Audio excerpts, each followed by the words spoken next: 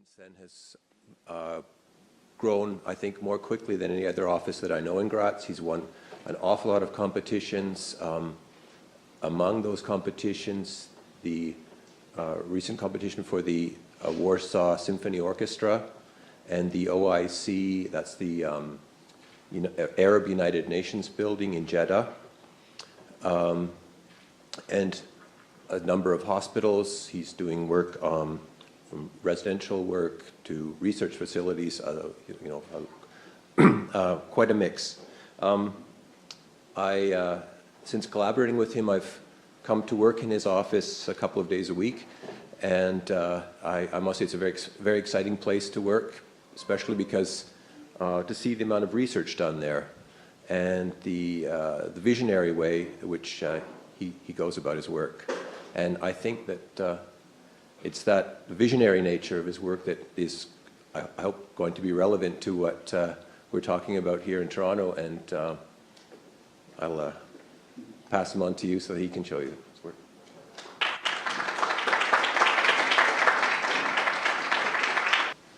Thank you very much for inviting me here, and it's a pleasure for me to talk to you. I had the same pleasure already last year. So, and it was also a bit about urbanism. This time it's a bit different, but also about urbanism.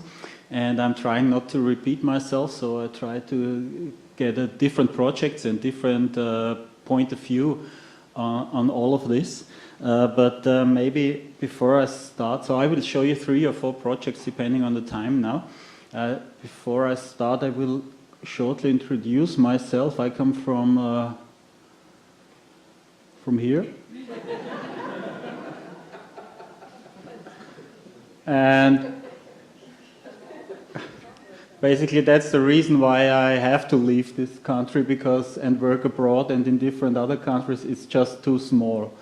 And the interesting thing in our work is since around like 7, 8, 9 years, we work in very, very different countries. We learn to know the world of architecture and of urbanism a bit better and better by the day, and we find out that a lot of things all around the world are similar, and a lot of things are of course different. But also what I heard today already from the 2 speakers before me is that lots of these things are very, very familiar to me as well. So what we do like, for example, this is this OIC headquarter. Rolf already told the OIC is like the United Nations, but for the Arabic countries. And it's a headquarter and conference center, altogether 76,000 square meters, I guess, in Saudi Arabia, which is quite a country to work at. And this is a hospital we're doing in Austria, in famous city of Austria, Salzburg, where Mozart comes from. It's a big hospital. This is a school also in Austria. This is some housing project in north of Europe in Estonia. And so yeah, that's basically we do kind of everything. We're not specialized to anything, and that helps us also understanding more things than if you like work only in housing or only in office buildings. What I would like to talk today is about activating the urban landscape. And I think one important wording in here is already the urban landscape, because it's neither urban nor landscape anymore in our days. It's more or less, most of the areas are mixtures of both.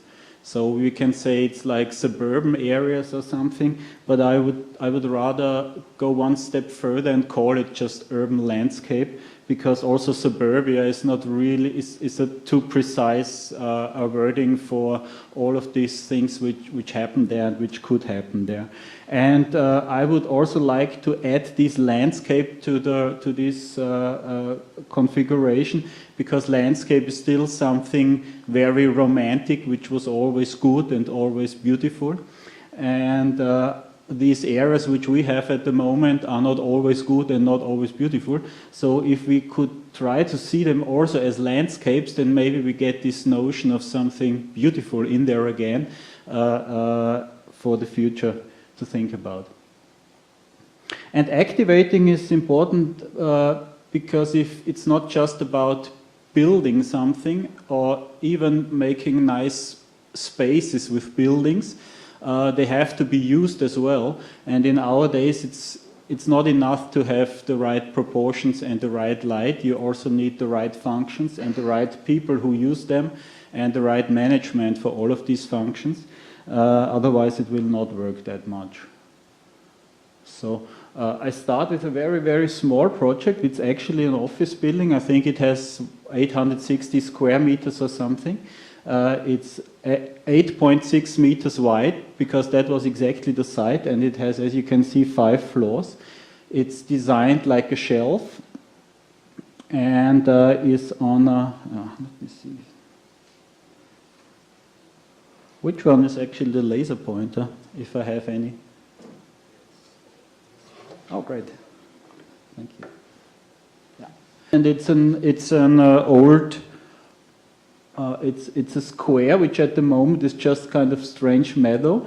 And funnily, the site was exactly the size of the building, because in format, it's a too long story maybe to tell. What I wanted to tell in this building is that it did 2 things for the urban landscape. One thing is, what you can somehow see here, is that by just making this very, very simple volume and putting it there, you create this kind of plaza, which is very small, kind of Italian-style plaza.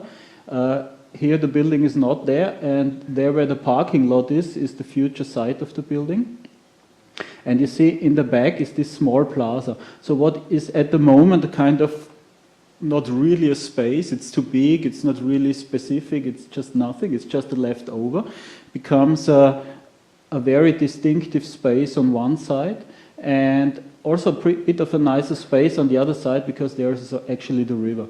That's one thing. And the other thing is, if you do an office building, then usually, or very often, the ground floor is just some shop or something. They didn't want to have a shop there because the area is not good enough for shop. So they said, well, let's put the office like 1.5 meters above for privacy and this stuff. But they had a height limit. And we squeezed 5 floors in where they thought is only 4 possible, and that was only possible in making the ground floor of this office just on one level with the plaza on the outside. And first they thought, well, that's maybe a risk, but now there's an ad agency working in there, and you can see here the floor plan. Actually, the building consists of boxes, and in between it's always transparent, so 50% of the building are actually transparent. And on ground floor they just work here, and they love it actually. And it's a very, very small, here you see, and it's a very, very small gesture to the surrounding, but it is a small gesture, and that already helps. And I showed this because I think every building you do, even if it's a small one, should give something to its urban surrounding as well. And beauty alone, I think, is too little. As I said, nice shapes and proportions should be there, but it's also too little. It should give something which is a kind of a function for the people outside of this building, for the people inside, of course, as well, but mainly also for the ones outside who use it from the outside, who use these spaces. And the more a building interacts functionally between the inside and the outside, I think the better the building is. So that's why I wanted to show this example.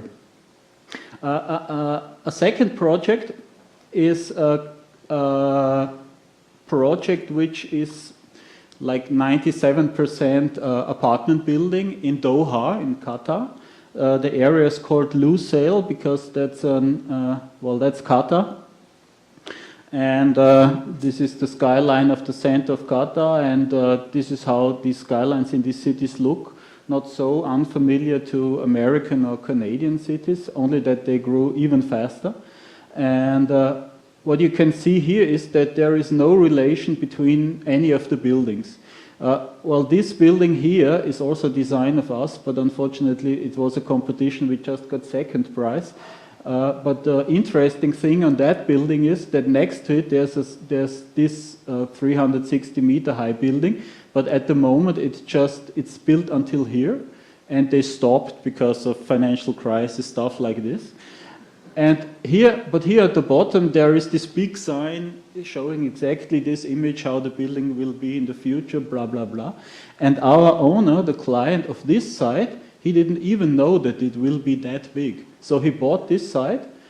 He didn't watch, maybe didn't even watch the site, but at least he didn't find this big sign there, and he had no idea that next to his building will be a building like this. And I think that's pretty much what is really the tragedy of urbanism in our days, especially if there's such a boom in a city, is that once someone is building something here, he has no idea if or if not, or what is built next to his site. So in a way, this city is like a big parking lot, and everyone has put his Rolls-Royce or Bentley or Ferrari next to each other, and that's it. And maybe in 50 years they will throw it away because they want new Ferraris, or they just move on. And actually they already move on now, because what we saw right now at the moment was this zone here, which is this zone actually, which is the existing city center, and this is the old town, and here they are building a new city, a part of the city. They claim it is for 500,000 people. I guess it will be a bit less, but in any case it's pretty big. And this kind of ring here shows where our plot is. And at the moment, on the aerial, on the latest Google view, it's not even existing, because they don't, like in the last project they did, they had the coastline, and then they put some sand into the water to build this kind of Pearl Qatar court area. Now, after 2 years, they got really problems with the ground because it was going like this and that. So in this project, they are much wiser. They just carve out of the coastline, so the water comes in, so at least everything is on solid ground. And we are here. Yeah, because they have so much land, so it's really funny why they even put it on the...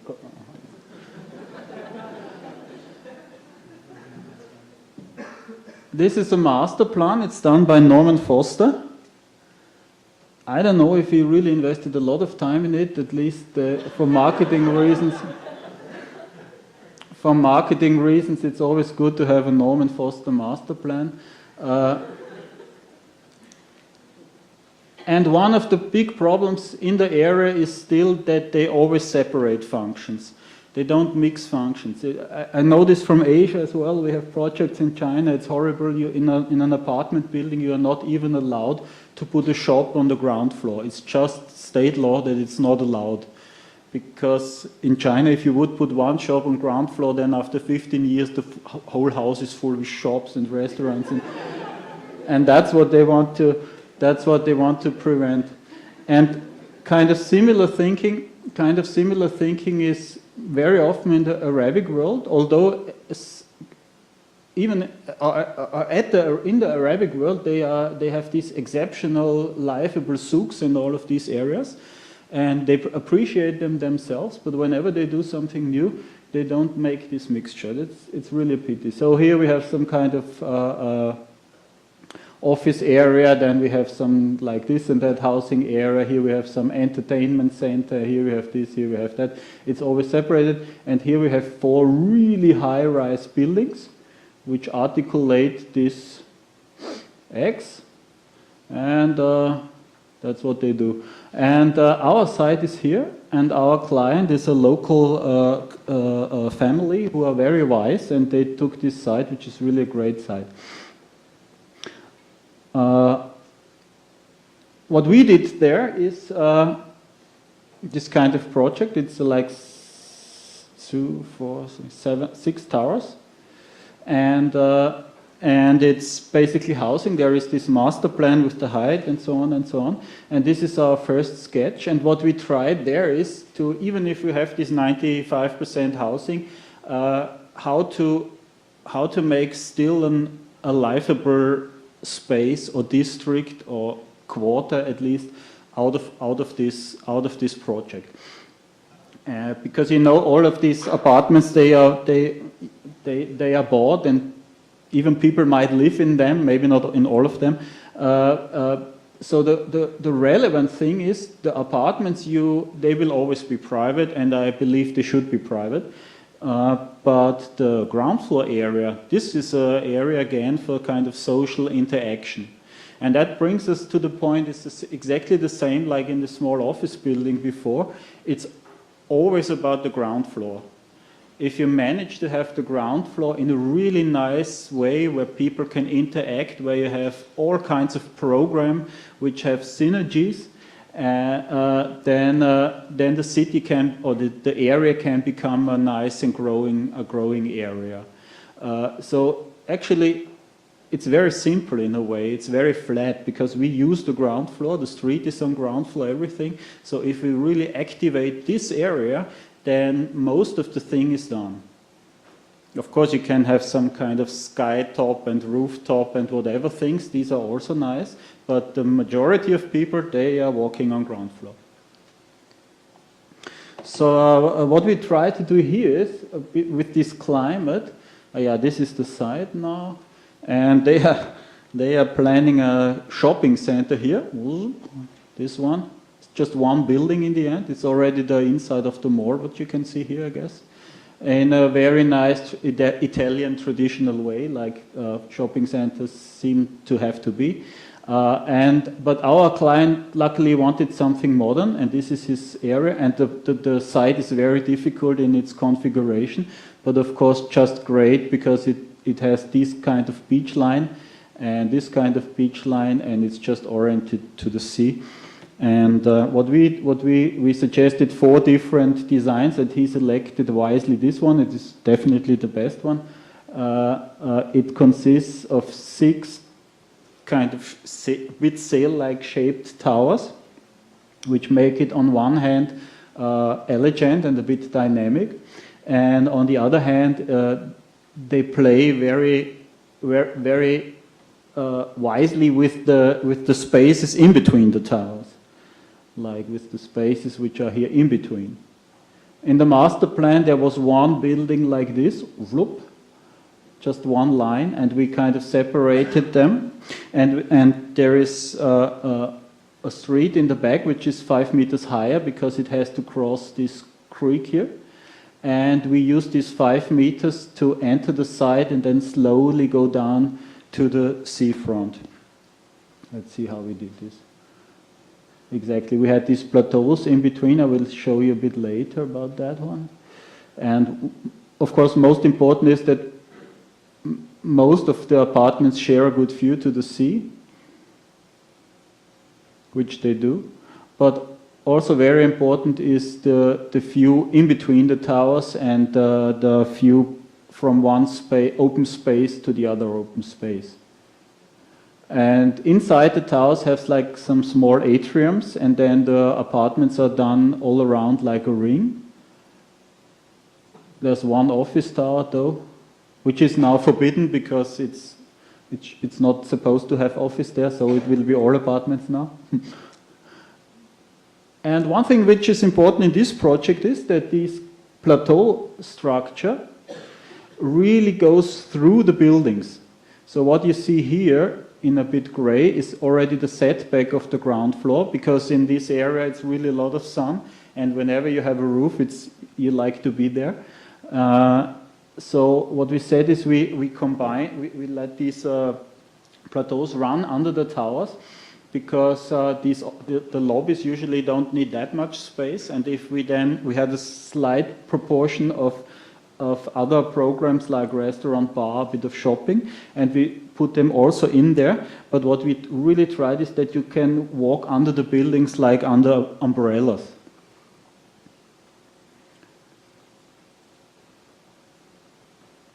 Yeah, these are kind of these functions. They're changing at the moment at the design, but however. That was the sketch for this landscape. And you see it slowly from +5, it's going down slowly to 0.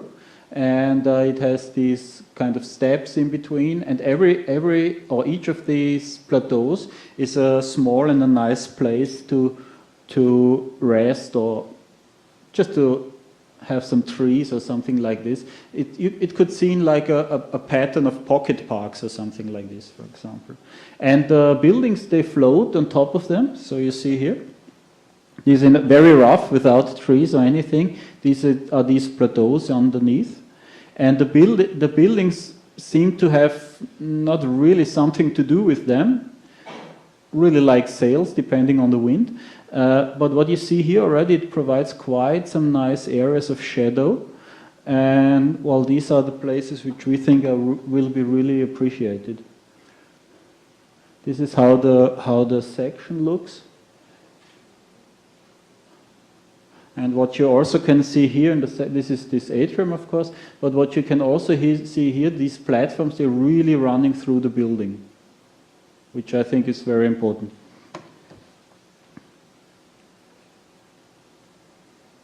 Yeah, this is how they look at the moment. It's kind of unsharp, isn't it? Okay, so that was kind of a typical project in an Arabic country, because they don't really have this culture of mixing things together. In China, it's a bit worse. So I don't show a project of China today, but in China, it's even a bit worse. In Europe, we do have this tradition of mixing things, and more wiser communities, if they do urban design, then they really strengthen these things. They not only show, oh, we have to have office, we have to have shop, we have to have housing. They really check very exactly which type of people should live there, and that there's a very good balanced mixture of age, of society, of how many children or no children you have, and all of these things. So even in the start of a district like this, they try to bring all the program, bring typologies of housing, typologies of other functions, such that the variety of people who moves in is as big as possible. And I think that's very important. This is a project where we're working on since a few years in Graz, in my hometown, and we won a competition for this area, for the master plan, and now time by time the competitions for each district are running, and the first competition of the first district we also won, and the second one we're at the moment in the second round. So I will show you both of these. Actually, it's a funny area because it looks very green, because it was a private brewery and they just didn't really use it. But like some years ago, the brewery was sold, and now the investors came and they bought all of it, and now they want to develop it. And if we look at the city of Graz, then we see it's a very typical European city. It has even a small hill with a castle in the center. And then there's the old town, that's the main river. That's actually where the small office building is standing. But that's the old town, it's very protected, it's very heritage, it is very beautiful. But like 95% of the area around are just built in the last 60, 70 years. And this is the area of the brewery, which just remained open, surrounded more or less by single-family houses, kind of industrial structures on this side, some pieces of a let's call it city, even with a technical high school here, the typical mixture actually. And the question was, actually, the city is growing in this direction, and the question was how can we make something out of it? And well, this was the result basically of the competition, where we suggested, because there's a main road, we suggested we called it esplanade, kind of a strip of high and very mixed-use buildings, and crossed by a kind of a central park, and the rest filled more or less with housing, because at that time it was already clear that the majority of the functions will be housing. So this is how it looked. Actually, this was this kind of strip with high-rise. This is the central park, and everything all around would be then housing. I go quickly through this, it's not so important. That was this master plan which was done after that.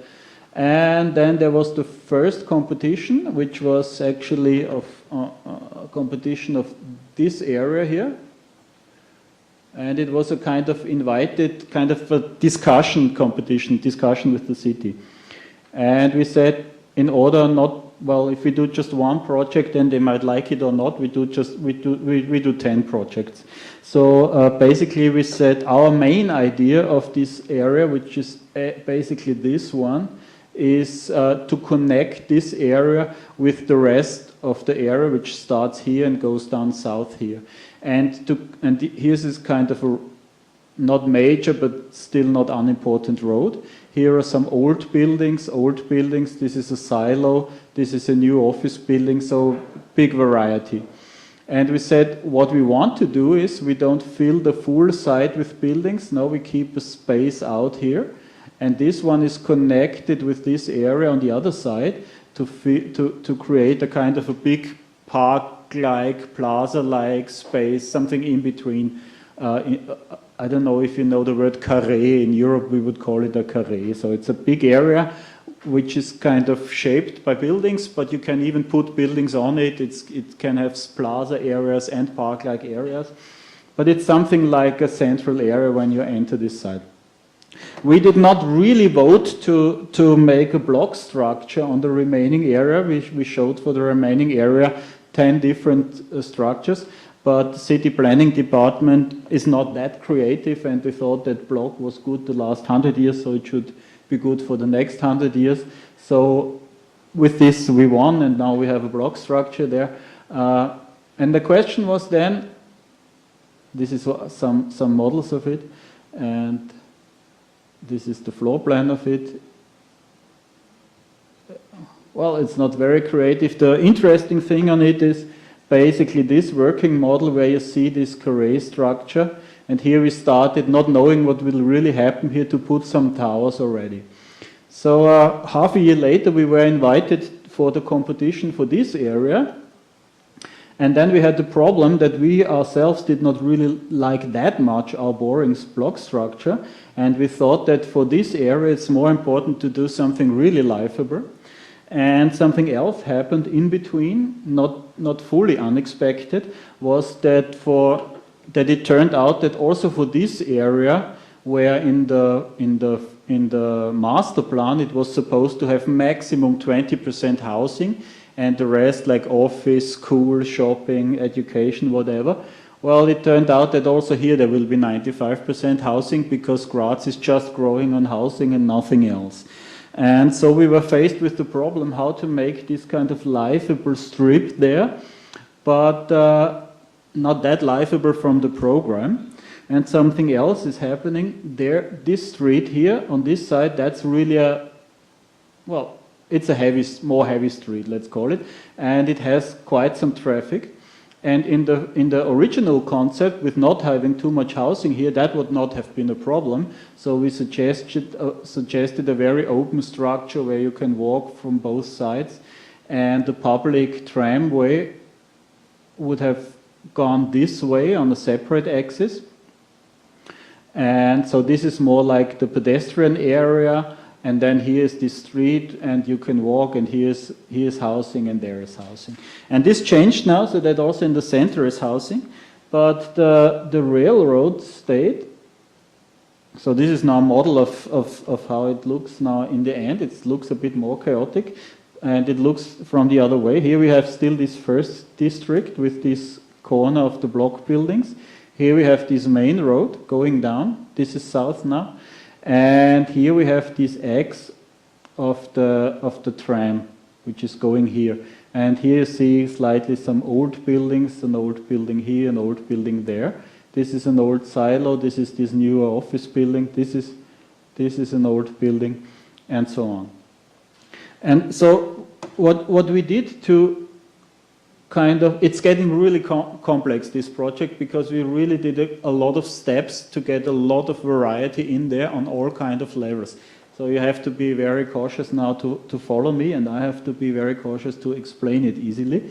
But basically what we will start now with is this strip here where we have the tram, and we said we don't call this here, this esplanade anymore. We kind of move it into this area, so we can make here kind of a more closed structure to keep the noise of the road out of this area and be able to make a more open area inside here. So we kind of shifted this whole esplanade.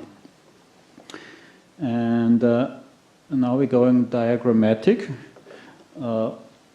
Again, looking from the other direction. So here we have this kind of block typology. Here we're looking south. This is this road with lots of traffic, and this is this kind of esplanade. And we envisioned this esplanade as a big strip, which is basically empty, but which can be used in different ways. So it's in a way not a traditional urban plaza-like situation or urban street-like situation. It's more like a stretched plaza or a stretched field where you can do all kind of stuff during the year. So that's one thing. And this already gives us like this kind of strip situation. The second thing is then automatically we get two strips here and here, actually going further, but this is this second phase of this competition at the moment. And if we say this esplanade now is super public and the street is public, then what we wanted to create is some kind of semi-public areas left and right of the esplanade, because we need some ground-based areas for housing as well, and they should not be super public, they should be a bit more private. And then we did some sketches and stuff like this, and we really thought very hard, how can we make in the design-wise an area which is in a way which is completely new, which has this long strip, and how can we make places there which are just nice to stay, to rest, to take the speed out of this long strip situation. So we thought, why not use some inspiration from Burle Marx, one of the greatest landscape architects of the last decade, and why not bring something Brazilian style to Europe? And we tried to get inspired by forms like this, just to break this long strip in the other direction. Maybe not that what is this, a bit drug-like design, but what we found out is that when we have this strip here, we can break it a bit with strips in the other direction. And what is very nice with these forms is that they can actually, at every corner, they can move if it's necessary, or they can go the other way around. So by using these shapes, we could kind of connect with the other city, with the other areas of the city, but also we could take these buildings here, the existing ones, and give them a nice position, a nice connection, and stuff like this. So that was the first thing we did, and if we overlap the long strips and the crossing fields, then we already get this kind of matrix, and you already have a slight idea of how many different conditions you create here on every corner. That was one thing. That was the ground floor, the kind of programming of the ground floor. Second thing is, we were thinking about which people are living there, or which people should live there, and we made some kind of interviews with ourselves, and we pretended to be a nice family, or someone who should work there, kind of startup, or grandpa who has a small workshop there, divorced mother with 2 children, urban farmer, bicycle driver, blah, blah, blah. We did a lot of them, and we found out, well, they also would like to have different ways to live. So the typical block type, terrace house, row house, kind of urban farm, old building, atrium, tower, loft, townhouse, all of these typologies we wanted to put into this project just to raise the variety. And we did this such that we took quite a few towers, and then we took a lower, which are the higher parts, and then we took a lower part of the area which has all the other types of what you can use. So that was actually the second step. And if we overlapped all of this, it's getting even more colorful already. And that was the second step, that by building I provide the diversity. I provide the diversity of apartments. And now that's still not enough, because now it's really about activating the ground floor zone. So this is actually how the site plan looked in the end. And these kind of buildings and shapes already created a pretty big variety of open spaces as well, very different ones. But the next interesting question was then how to activate this landscape. And usually in a city you have quite a lot of functions, of course, and we tried, but if you do a new district and you don't manage them and you do not do a branding for them, then it might not work. So we said we do something like 365 days of Reininghaus, it's called, because the area is called Reininghaus.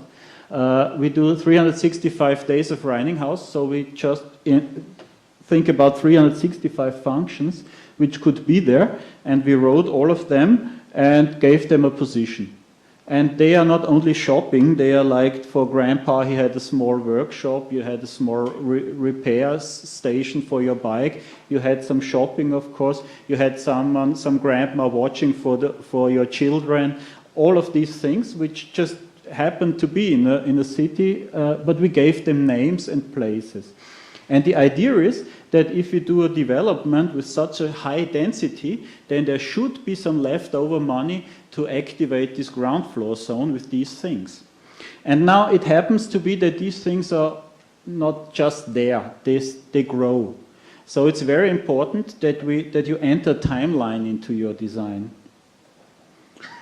And this is what we actually did. Before we entered the timeline, we actually did also some layering, because we said, okay, most of the thing is housing, that's blue. That's like housing, that's pretty stable. Then we have a zone between first, second and fifth floor, which is our flexible zone. In the flexible zone, the structure of the building is such that you can put housing in there or office space. So the room height is a bit higher, the columns are, the shafts are such that you can do both. So they can do, at the moment, they can put office space if they find, but if not, then they can also do housing. The city can force them to do more office space if it wants. It's kind of a flexible area for this. But the more interesting thing is even the lower zone, and that's the superflex zone, and that's thought such that it can even change. Because, you know, if you own some housing, it will hardly change. If you have some office space, well, you can move in, someone else moves out, it slowly changes. But if you have a shop there, the shop can be gone tomorrow and another shop moves in. And so it creates a kind of a different kind of, from stability to flexibility throughout the section of the building. And this has to do also with this timeline, because the first step, what you do is you build from the first floor onwards, the stable part and the flexible part, and maybe just 20% of the ground floor. Later on, the ground floor can grow, and maybe by 2040 it's kind of full with different structures, and maybe by 2050 it already changed again.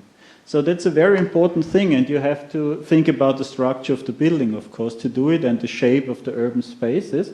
But with this kind of flexibility and changeability, it's possible that this district gets another attempt to be a very livable district. This is how a section looks then. And you see, I started with this notion of urban landscape.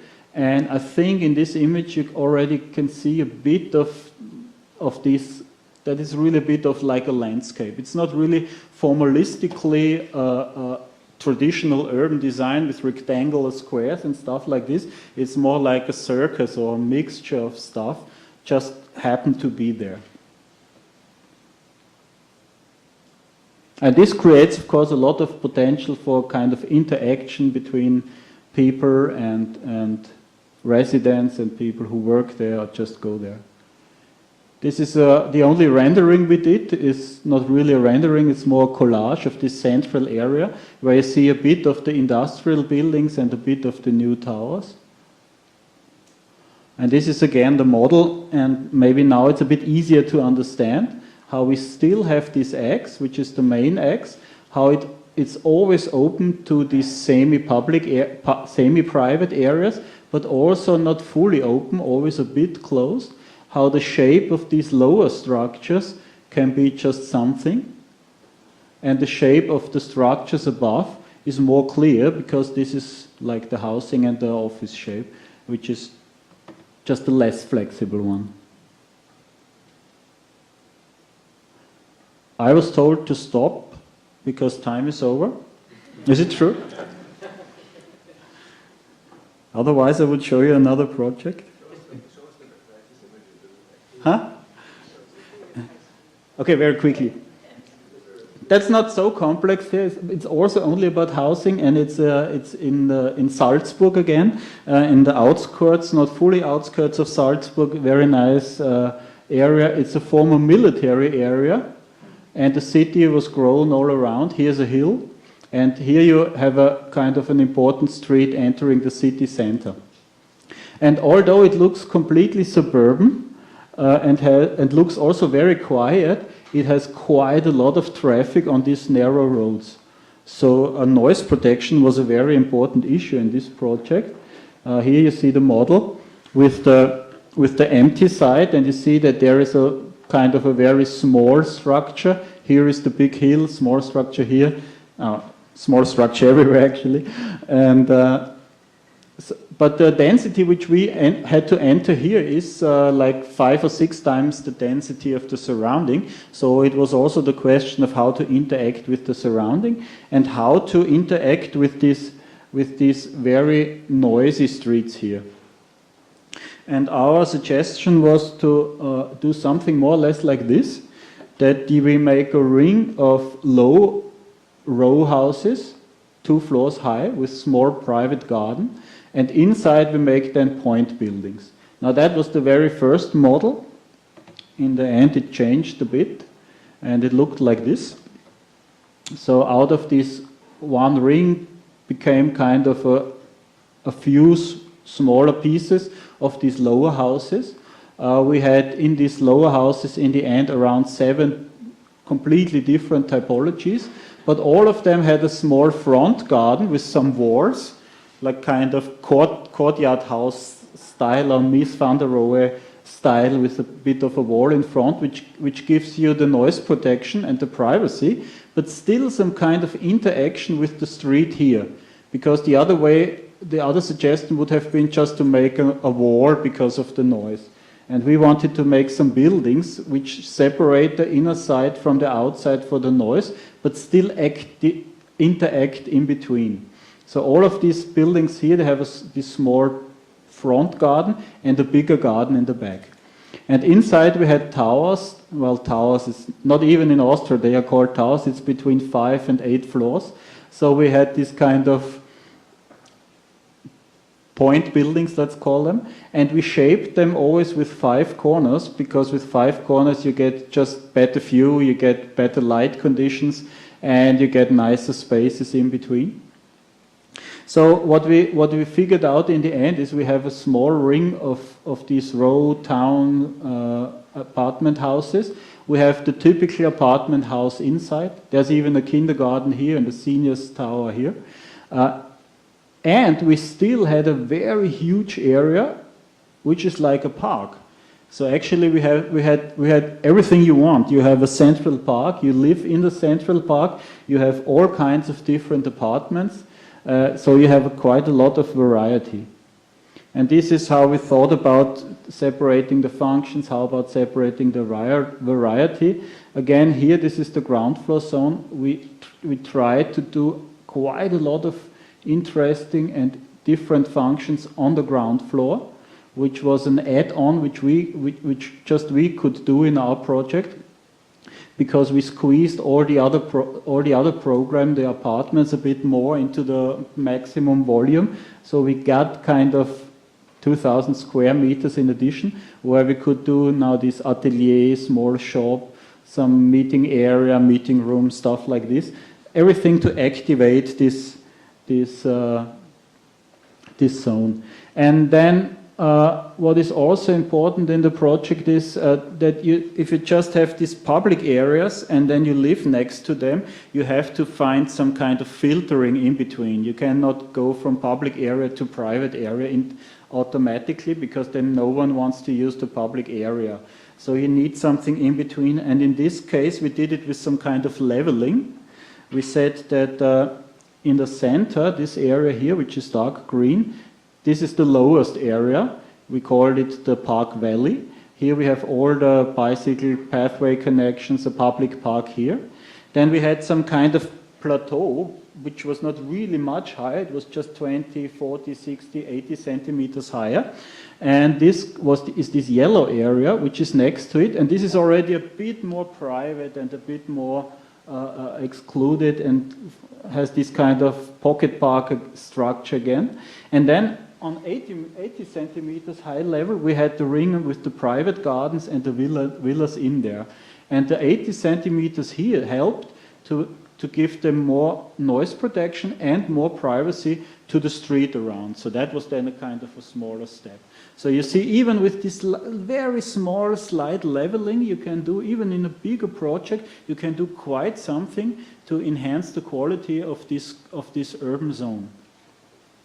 Yeah, and this is how the section looks, and you see, even though the density is pretty high in the section, there's really enough space in between, and even in this section.